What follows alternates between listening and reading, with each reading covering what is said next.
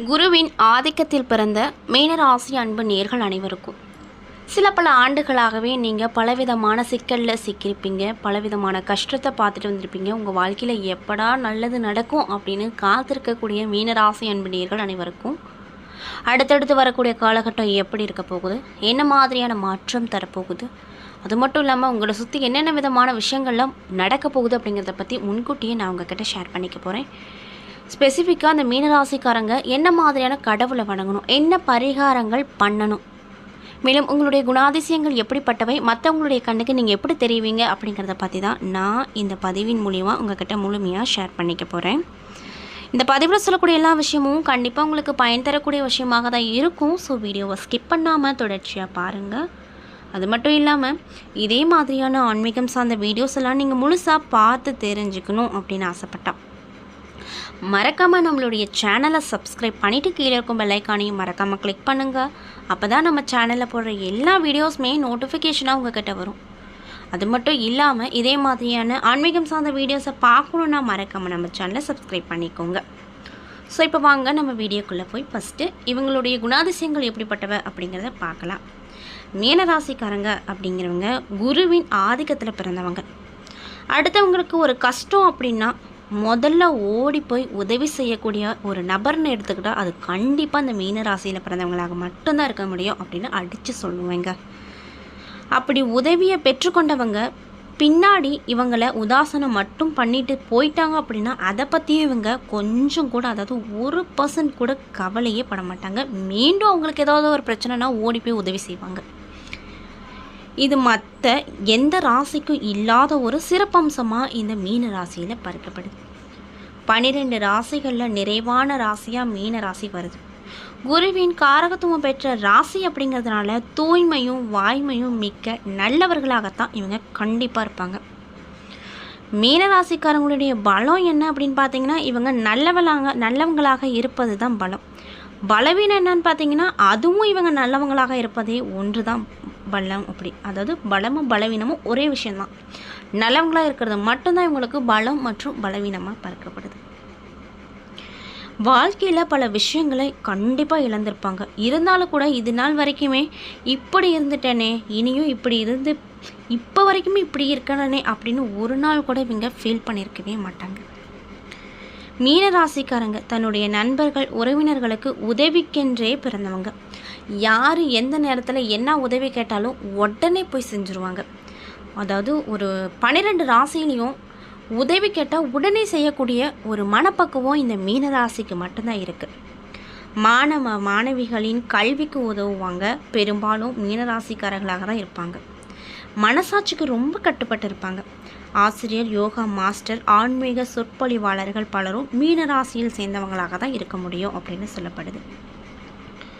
அது மட்டும் இல்லாமல் கலைத்துறையில் பொறுத்த வரைக்கும் திரை ஆசிரியர், கேமராமேன் போன்ற பின்னணியில் இருந்து வெற்றி பெறுவாங்க. மீனராசிக்காரங்க வணங்க வேண்டிய தெய்வம் யாருன்னு பார்த்தீங்கன்னா சிவபெருமான் மற்றும் தட்சிணாமூர்த்தி.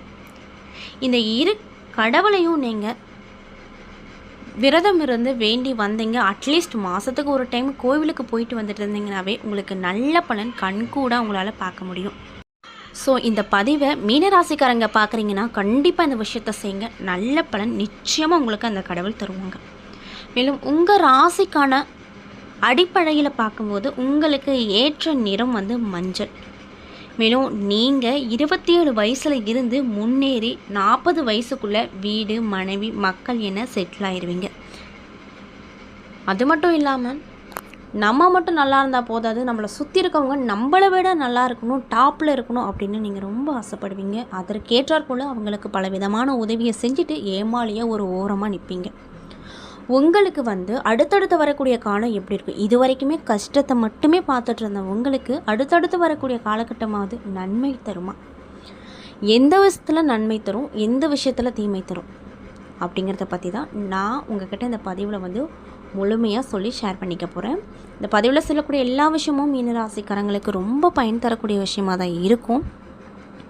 ஸோ வீடியோவை ஸ்கிப் பண்ணாமல் பாருங்கள். மேலும் மீனராசிக்காரங்க யாராவது இந்த பதிவை பார்க்குறீங்க அப்படின்னா நான் சொன்ன விஷயம்லாம் உங்களுக்கு மேட்சாக இருந்துச்சுன்னா நம்மளுடைய கமெண்ட் பாக்ஸில் உண்மை அப்படின்னு சொல்லி மறக்காமல் பதிவிடுங்க.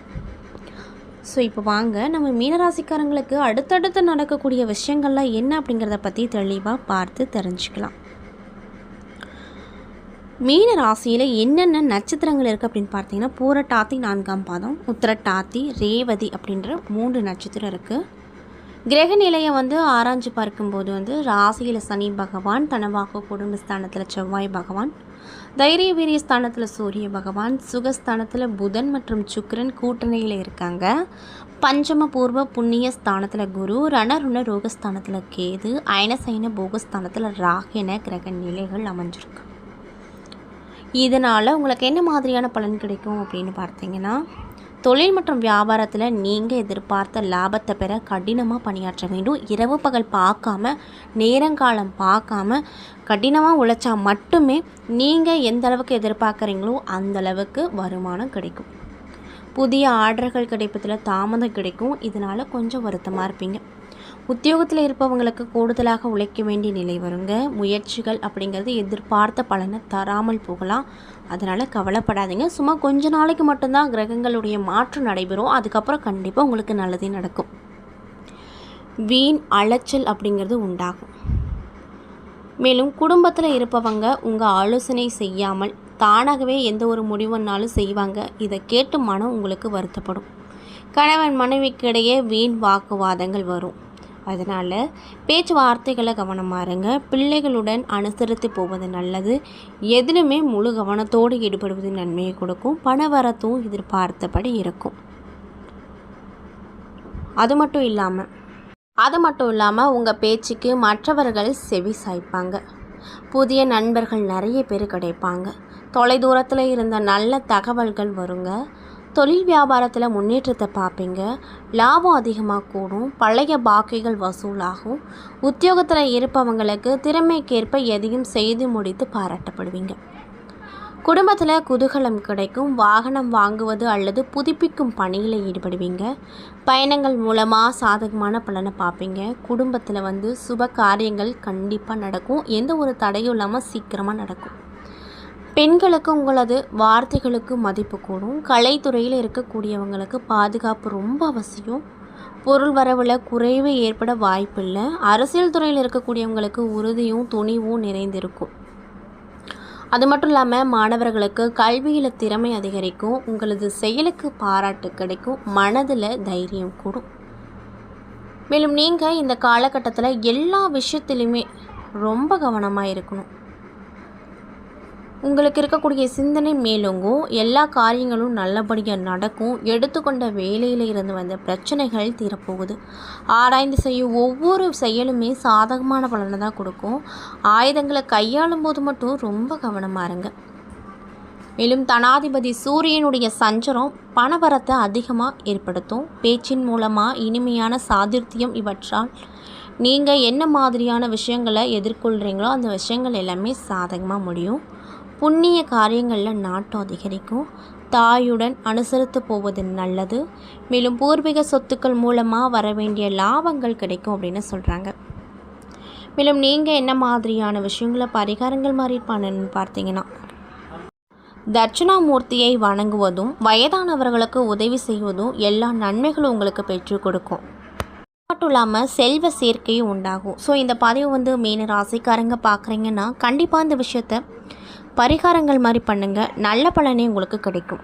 உங்களுக்கு இந்த காலகட்டத்தில் பணவரவு அப்படிங்கிறது ஓரளவு உங்களுக்கு நிம்மதியை கொடுக்கும் வகையில் மட்டும்தான் இருக்கும். வீண் செலவுகள் எதுவும் வராது. விலகி சென்ற உறவினர்கள் உங்களை புரிந்துட்டு திரும்பவும் உதவி கேட்டு வருவாங்க. அந்த உதவியும் எந்த ஒரு தயக்கமும் இல்லாமல் நீங்கள் செஞ்சு கொடுப்பீங்க. திருமண முயற்சியில் ஏதாவது பண்ணிகிட்ருக்கீங்கன்னா அதில் சாதகமான முடிவு கிடைக்கும். தந்தை வழியில் எதிர்பார்த்த காரியங்கள் முடிவது தாமதமாகும்.